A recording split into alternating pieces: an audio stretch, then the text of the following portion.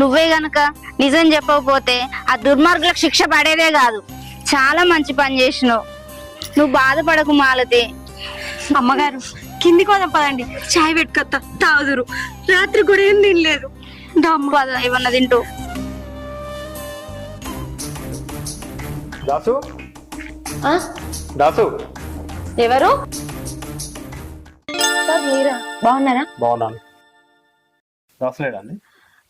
అది చిన్న ఇష్యూ వల్ల మా ఫ్యామిలీ మొత్తం జైల్లో ఉన్నారు సార్. అవునా? ఈ విషయం నాకు తెలియదే. కనీసం మీరు కూడా చెప్పలేదు.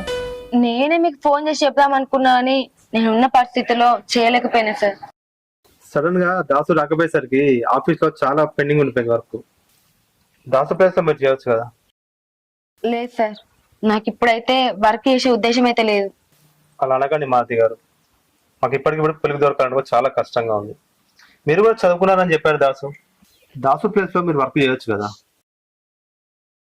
మీరు ఇంతగా రిక్వెస్ట్ చేస్తారు కాబట్టి నాకు కూడా చేయాలని ఉంది, కానీ ఆ వర్క్ గురించి నాకేం తెలియదు కదా సార్.